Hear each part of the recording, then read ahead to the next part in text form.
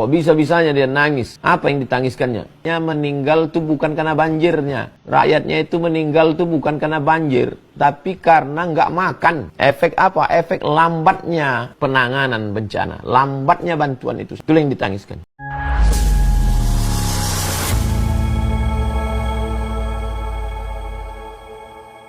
Assalamualaikum warahmatullahi wabarakatuh, saudara-saudaraku sebangsa dan setanah air. Dimanapun kalian berada, semoga kalian selalu dalam kondisi sehat walafiat. Berjumpa lagi dengan saya di Gaspol Update. Kami bukanlah buzzer pihak manapun, kami hanya menyajikan keputusan ada di tangan Anda. Teman-teman, ini ada video yang menurut saya cukup menarik ya, yakni tentang seorang sutat yang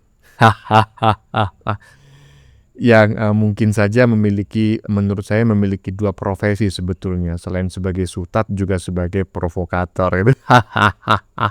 Bukan ustadz loh ya, sutat ya, bukan ustadz. Saya menyebutnya sutat.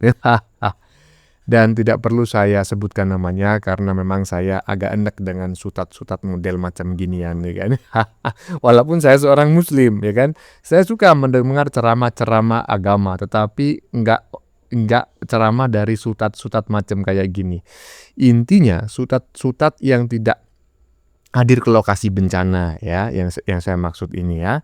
Dan sutat yang tidak memberikan bantuan apapun ke korban banjir Aceh, yang tiba-tiba saja menyebut bahwa mu'alim menangis bukan karena menangisi bencana, tetapi menangisi bantuan yang lambat. Aduh.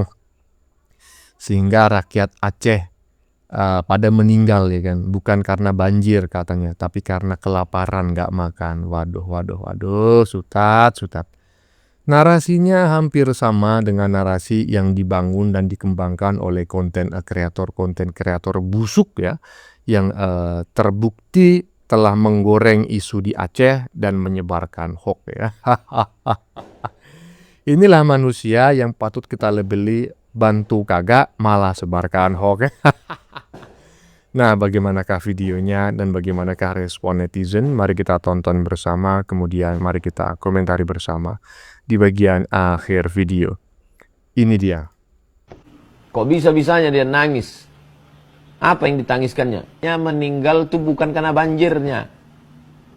Rakyatnya itu meninggal itu bukan karena banjir, tapi karena nggak makan. Efek apa? Efek lambatnya penanganan bencana, lambatnya bantuan itu sampai. Itu yang ditangiskan. Aduh. Tangis mu'alim pecah, tanggapan si sutat. Komentarin nggak nih teman-teman ya? Mau komentarin ya kan, enak kali ya kan, nggak dikomentarin, gedek kali ya kan.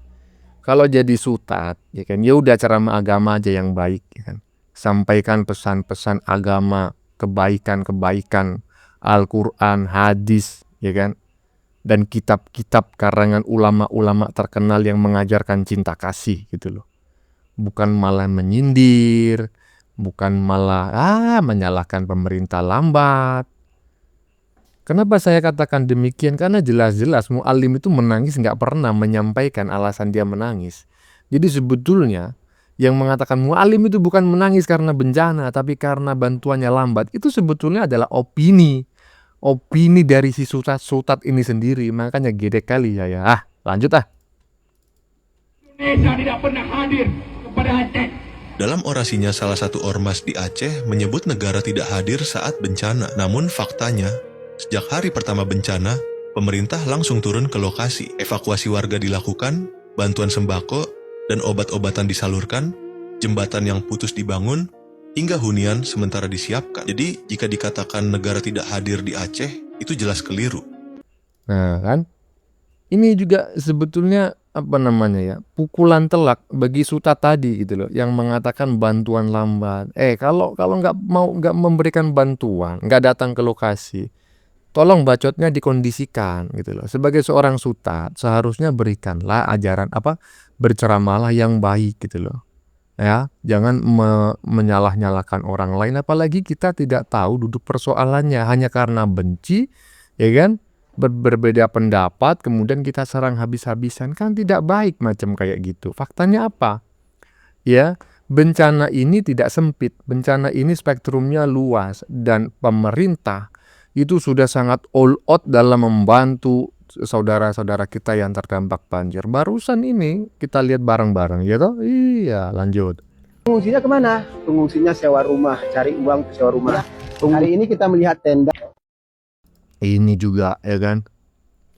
Inilah yang menurut saya, ya, kelompok-kelompok tukang goreng penyebar hoax, termasuk si sutat-sutat tadi itu. Sama aja sebetulnya, mereka satu komplotan lah. Nah, barusan, ya, kita melihat sindiran-sindiran gitu bahwa katanya, nah ini nggak ada penghuninya karena para korban bencana sudah pada menyewa rumah. Artinya adalah tidak benar yang kalian keluarkan selama ini, bahwa saudara-saudara kita di Aceh itu bantuannya lambat, nggak bisa makan. Buktinya bisa sewa rumah seperti yang kau katakan, ya kan?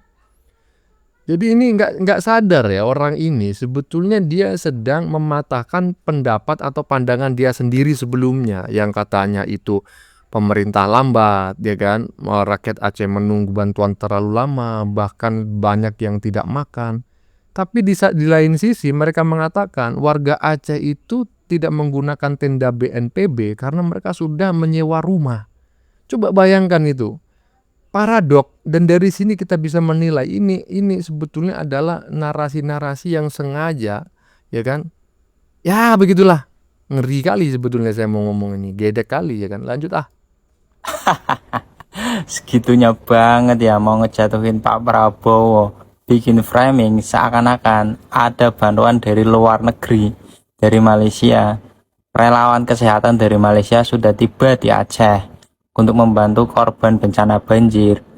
Tahu nggak faktanya apa? Mereka itu orang Indonesia, semuanya orang Sulawesi. Kalau nggak percaya kalian, ada videonya kok. Awak dikira orang Malaysia, padahal saya orang Indonesia. Saya orang Sulawesi. Kamu? Sulawesi dong. Kami adalah orang Indonesia. Lihat sendiri kan, jadi selama ini yang sering memecah belah masyarakat itu kelompok-kelompok itu saja. Nah, ya kan? Jadi dalam konten kali ini saya memang menyajikan beberapa bentuk penggiringan opini, ya kan? Sabotase, ya, dan ya penggorengan yang tidak wajar lah menurut saya, ya kan, digoreng-goreng sampai gosong. Bahkan ketika ada relawan dari Sulawesi, seingat saya ya, dari Indonesia bagian timur lah, itu datang ke Aceh, itu diklaim bahwa ini adalah bantuan banjir dari Malaysia. Coba bayangin, ya kan? Sampai sebegitunya, ya kan, mereka ini menggiring opini bahwa pemerintah itu lambat, tidak hadir, tidak peduli dan lain sebagainya. Dan yang bikin miris juga disampaikan itu oleh seorang sutat gitu loh. Aduh. Lanjut. Jujur, gue sangat kecewa sama teman-teman influencer yang membuat narasi untuk memperkeruh suasana. Hari ini gue berada di Aceh Tamiang, salah satu lokasi terdampak banjir bandang paling parah di Sumatera. Di media sosial banyak konten yang menggambarkan seolah-olah warga menghadapi bencana ini sendirian. Namun di lapangan ceritanya tidak sesederhana itu. Di kondisi seperti ini itu butuh keterlibatan banyak pihak, mulai dari relawan, aparat, juga masyarakat setempat yang saling bahu-membahu bantu-membantu. Tadi gue di lapangan, gue melihat langsung dapur MBG menjadi dapur umum, bapak-bapak TNI yang bekerja tanpa henti, dan masyarakat serta anak-anak yang berupaya menghibur diri sendiri. Jadi teman-teman, datanglah untuk membantu, bukan untuk memecah belah. Bencana bukan panggung, dan warga terdampak bukan objek. Sehat-sehat semua. Nah, tuh, dengerin tuh. Bukan hanya saya, bukan hanya influencer saja yang datang ke sana yang juga kecewa. Rakyat Aceh juga kecewa. Betul itu rakyat Aceh itu. Mereka merasa dimanipulasi, dipelintir, beritanya digoreng-goreng sampai gosong, ya, oleh orang-orang yang tidak bertanggung jawab, yang hanya memanfaatkan momen kesedihan bencana di Aceh ini sebagai komoditas untuk memuluskan keinginan mereka, yaitu menjatuhkan pemerintah Indonesia. Aduh, lanjut. Ini izin ya, kami ini nggak lagi balapan, nggak lagi adu cepat untuk menjual kesedihan para korban bencana untuk dijadikan konten dramatis dan memprovokasi serta memecah belah bangsa. Nggak, tujuan kami kemari adalah memberikan bantuan. Jadi kalau kalian-kalian ini yang mau kesini sekarang nih ya, banyak yang bisa dikerjakan. bisa menghibur anak-anak di pengungsian, bisa membantu masak di dapur umum, atau bisa membantu warga, relawan lainnya, dan juga TNI Polri membersihkan rumah-rumah dan fasilitas umum dari lumpur. Kesini aja ya. Ya kalau nggak bisa donasi, apalagi nggak bisa kesini, minimal berikan doa yang baik. Janganlah jadi provokator saat bencana.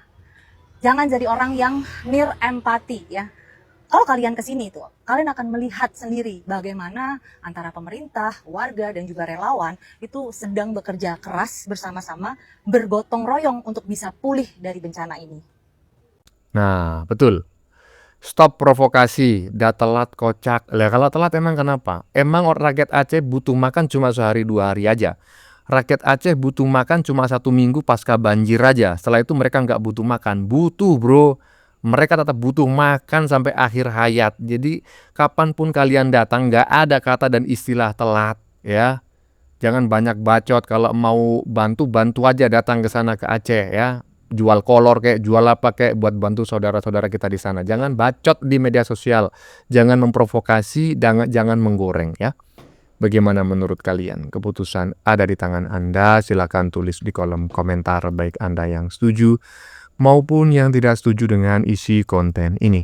Sebelumnya saya memohon maaf ya jika dalam penyajian konten ini ada kata-kata yang menyinggung, kurang tepat penggunaannya, atau ada data yang dianggap keliru atau salah. Saya memohon maaf yang sebesar-besarnya. Kita jumpa lagi di lain video. Salam NKRI.